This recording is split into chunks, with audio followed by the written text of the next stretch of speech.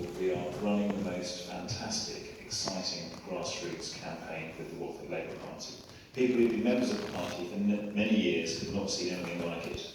The last 2 days, over the last weekend, we had over 100 people come to Watford to help to campaign here, to volunteer in our campaign. And that's in addition to the regular members of the Watford Labour Party who are doing this day in, day out, week in, week out. So if you want to be involved, please get in touch. It's a fantastic feeling at the moment because we're doing something very important here. It feels like we're on the cusp of something big. It feels like we're on the cusp of a big change. And the reason why there's so much attention being paid to Watford at the moment is that this is the seat where, whether the Tory candidate wins or the Labour candidate wins, that party will form the biggest party in Parliament. So there's a huge amount at stake. So as voters of Watford, you're in a very privileged position. I stood here 2 years ago, in 2017, and on that occasion I was 2,000 votes behind Richard Harrington. So I missed it by a whisker, and I want to go one better this time. The Liberal Democrats are 21,000 votes behind here in Watford, and they cannot win this seat. I know that because no party has ever won from 21,000 votes behind before from third place in a general election. So it's just not possible. So the opportunity for Watford is to be represented either by a Tory or by a Labour MP. I live here in Watford. My children go to local schools, and I'm very proud because Watford has been part of my family history for a long time. I want to make sure that we have a place where no one is left behind. I think that under a Labour government, we can celebrate the last food bank closing here in Watford within a 5-year period. The reason why I think that is because it's only Labour that will give us the opportunity to make sure that we can invest in the things that we really need. In the mental health services, in the police, in the schools, and in the hospitals. I think that it's only the Labour Party who will give you the final say on any Brexit deal negotiated. Labour has the plans to tackle the climate emergency so that by 2030 we transition to a green, carbon-free economy through our Green New Deal. Only Labour can beat the Tories here. So if you want to be part of a transformational change in Watford, please vote Labour on the 12th of December. Thank you.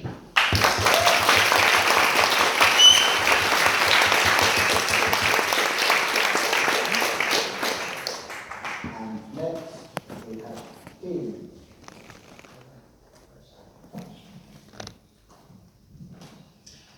Thank you so much, and thank you for all coming this evening. I'm sure we're going to cover a lot about policy and politics this evening, so I thought you might want to know a little bit about my character. Well, I'm the son of a lorry driver, and I grew up in the 70s and 80s. And one of my most vivid memories was at school during my A-levels, when my teacher told me to give up and go get a job in a factory. And it was a tough thing to take, but I didn't give up. I went to university, I studied physics, like several of the other candidates. And to do that, I had to do every job going to fund my degree. I've cleaned toilets, I've patrolled car parks, I've worked in factories, I've done everything that I could do. And since then, I've continued that work ethic. I now own a business, and I run that business day after day, and I understand the challenges within that. But I've never... And I just want to warn you in advance, I've caught the bug that's going around, and my voice might die midway through this talk, and I may have to make a swift exit. I apologise for the graphic imagery. But, my name is Ian Sotesbury. I stood here in 2017 for the Liberal Democrats, a political eon ago. And since then, I've had the absolute honour to find myself a role on the council to serve you day in, day out. And just like you, I've watched from my role here serving you as politics continues to, in my view, degrade and diminish and belittle the voice of the British public. We deserve so much better from our politicians, and that's something I'm so committed to deliver. And I'm so committed to deliver it for Watford too. Watford is an amazing place with an incredible community that gets involved at every level of society and of public life. I'm really proud to have championed sustainability in Watford Borough Council. We've declared a climate emergency to tackle the issues. What do you see the relationship of the EU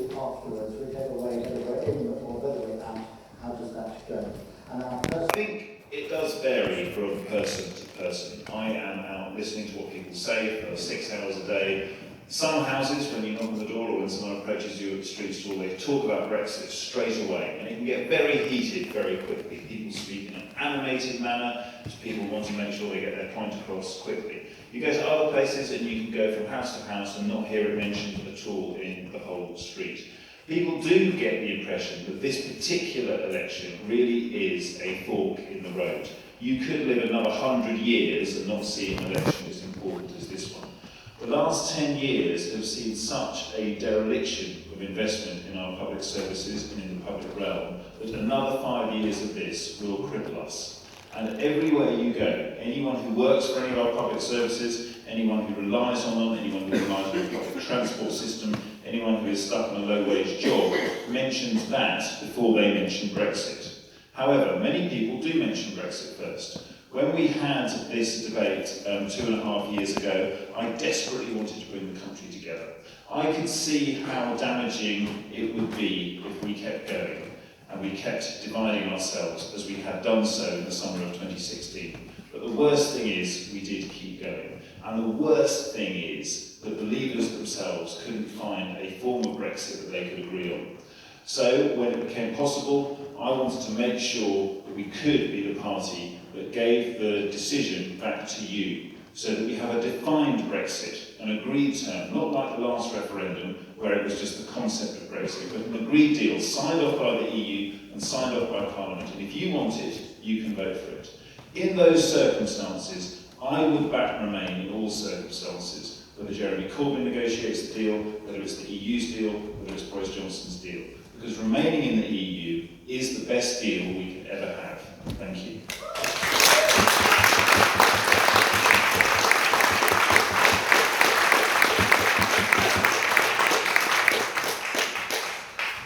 We've had a number of questions along these lines.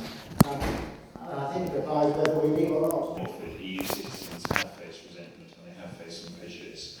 I am an Ostrowski. When my grandfather came to this country in 1942, he came with the RAF for the Polish Air Force to fight with the RAF. I didn't face that sort of prejudice when I was growing up, but I come across Polish people, Romanian people here in Watford who do face an increase in resentment and an increase in sometimes casual abuse because of the rhetoric around Brexit. I don't think it's responsible to say that politicians will need to be protected. We can have an engagement like this without fear. We must be able to talk to each other and have a discussion like this without raising the threat level. I think that politicians should be under threat if we don't do something. That is not responsible. That is not the right way to conduct debate in this country. We shouldn't stand for when it comes to how we deal with this situation. It's very, as I said, feelings get very heated very quickly. I wanted to make sure that we could bring the country together in the best way possible. I put a lot of time and effort into getting the Labour Party into a position where we could move this forward in a way that brought everyone together. I went on both the marches to make sure that we had a voice there for the Labour Party, and I think that the situation that the Liberal Democrats have got themselves into, where they have now actual vote, is not really very sensible and it's not really very fair. I looked into people's eyes and I said, this is a chance to vote on whether you want to leave or remain. What I hadn't bargained for was that leaving could mean so many different things to different people.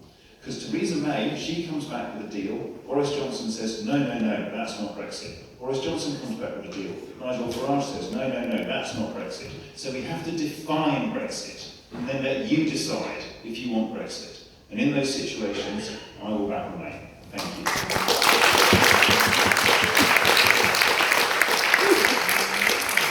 Doctor or the consultant. It's never been as bad as this.